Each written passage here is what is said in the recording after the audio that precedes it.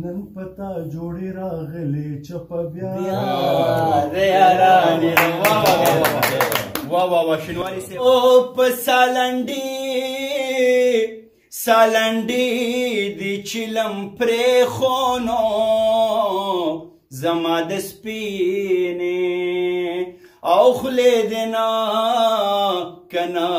منل سوالونه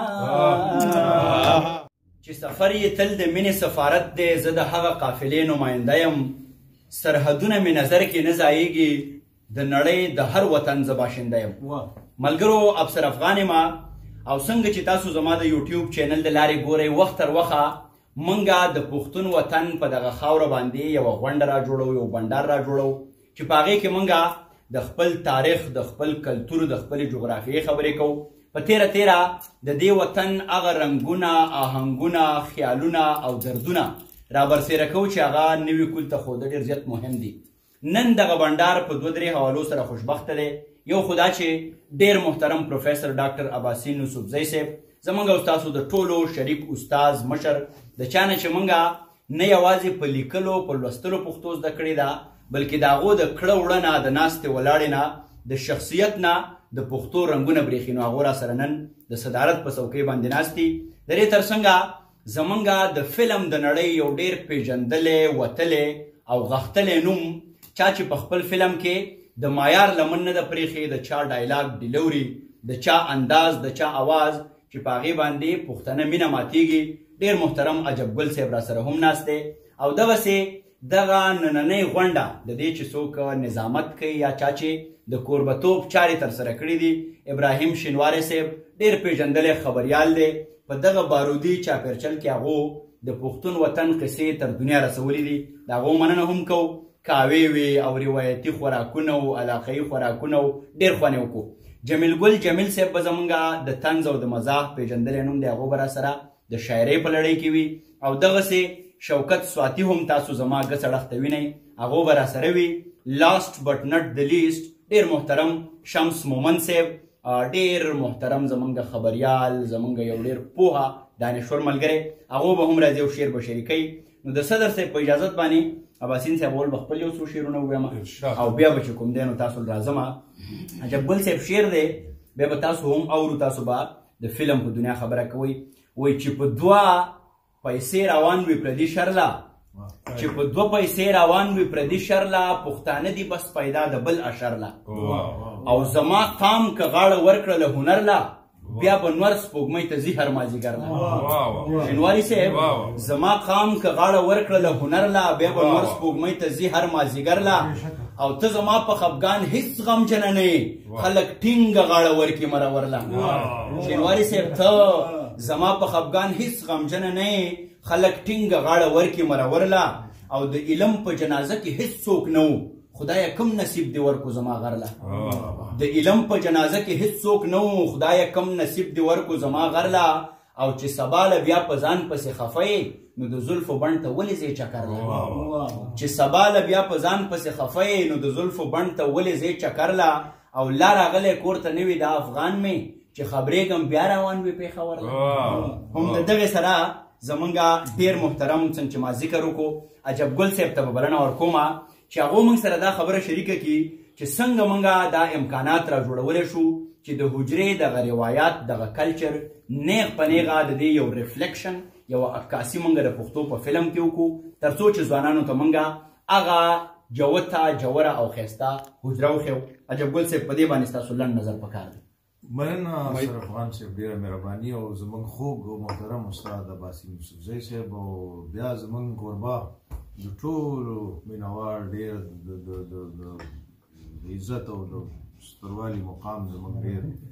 ابراهیم شینواری صاحب نه ستاسو ډېره شکریه چې ډېره زبردسته روټۍ او ډېر ښه توازه او ډېره مزېداره خوشحاله اوسئ ډېره مننه او نور ټول دوستان داسې زموږ چې دي زه ګورئ چې د فلم چې کوم نن سبا افسر صاحب طور طریقه روانه ده هغې سره خو خیر ما کله اتفاق مخکې نه و کړی او بیا هم نه کومه او نه ډیفنډ کولی شم زما خیال دی چې ډیفنډ کول هم نه دي پکار ولې چې دا د فلم اصلي شکل نه دی چې پکار دی د حجرو یا د جرګو خبره تاسو وکړله یا د پټکو د شاملو خبره تاسو وکړله دا خو یو روایت و همیشه دی د پښتون سره تړلی دی خو دا یو بېله خبره ده چې پښتون اوس لږ په یو ماډرن زندګۍ کې قدم ایښی دی نو په هغه حساب سره هغه هم ځان لږ شانتې بدلون له ورکړی دی زما خیال دا و دې پروګرام نه مخکې موږ خبره وکړله چې بدل دې شي علم نه دې آګاه شي شعور نه دې آګاه شي خپل خواهشونه دې پوره کړي هغه تکلیفونه پریشانیانه چې پښتون لیدلي دي دا هغه درد نه دې بار راوځي خو هغه درد دې نه هېروي چې دې د پښتو سره تړلی شوی دی د پښتو تړون دې نه ماتوي هغه که هره لحظه او هره حوالې سره د دا هغه غوټه تړلی کېږي او دې تړلې ساتي او دې وایي چې زه پښتون یم دا فخر دی دا ټکی بذات خود فخر دی چې زه پښتون یم یعنی که په اردو کې دې ته تاسو د دې ترجمه تاسو د دې پښتو ټکي ترجمه لکه څنګه چې موږ وایو که نه پنجابیان ته یا د دنیا خلکو ته موږ د پېښور ترجمه پېښور کړې ده او د پښتون ترجمه پټان کړې ده نو زما په حساب سره د پښتون ترجمه فخر جوړې ده فخر دی زه خو پې فخر کوم او تاسو به هم ټول کوئ امید دی او هیله ده انشاءالله او دا جرګې دا وجرې دا زمونږ دا دسترخوانونه او دا شملې او دا پټکي دا پکار دی چې موږ په موږ باندې یا خاص طور باندې په ما باندې یا زما دې نورو ملګرو باندې چې کوم د فلم سره ریلیټډ دي نو هغې باندې دا فرض دی او دا عاید کېږي چې د دې پالنه دې وکړي دا دې مخې له راولي او دا دې قوم ته دې نوي نسل ته دا ښکاره کړي چې دا یو زموږ روایتونه وو دا مخکې بوځئ خو زه په هغې کې هم بیا یو درخواست کوم خپل استاد محترم اباسین صاحب ته چې موږ ته ولیکئ دا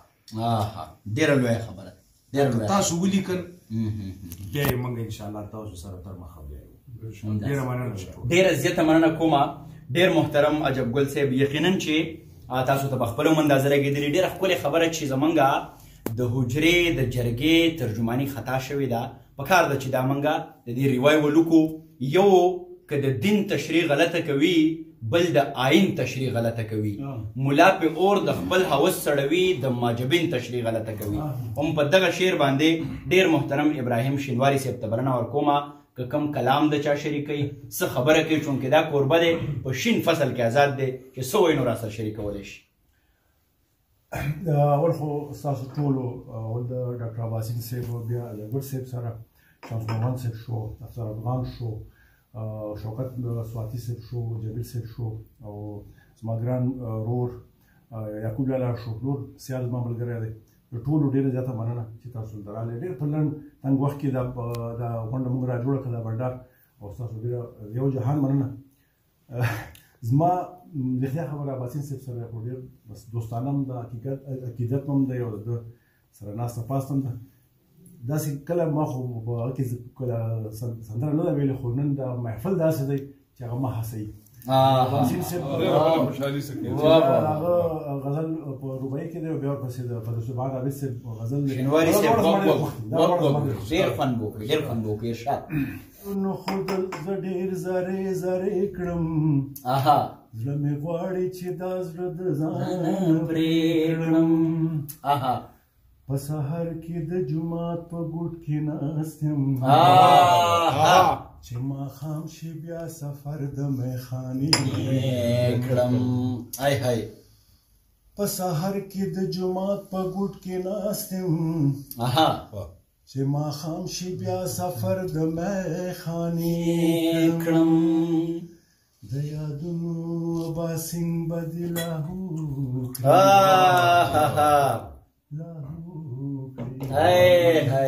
که زه ډېرې دعاګانې که یو زر ظلم کرشه ستا ادا د یارانې ده که یو زر ظلم کرشه ستا ادا د یارانې ده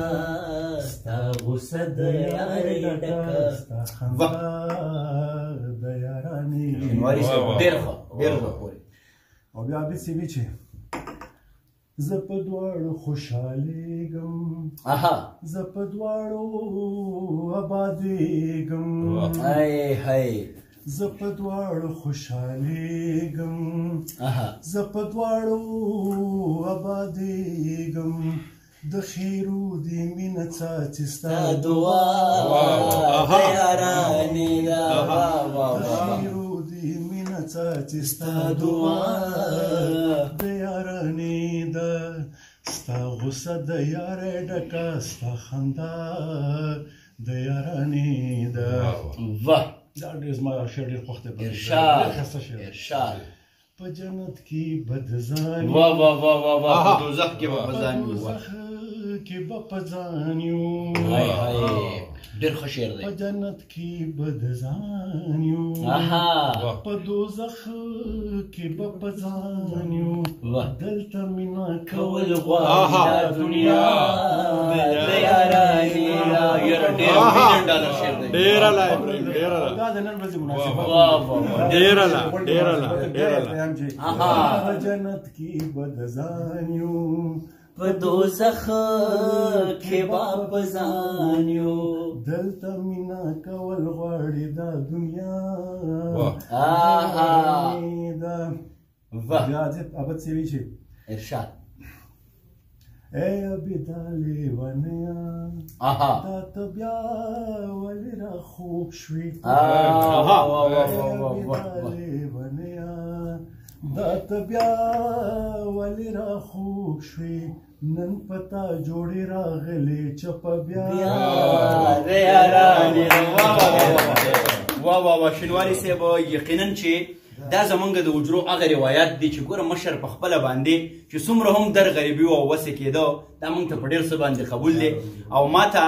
د دیو د دغه دروندوالي په بنیاد یو دوه ټپې رایادېږي دا تاسو ته ډالۍ وي چې او حجره د ټول کلي شریکانو ډکې کاسې مې د لالي د کور زینه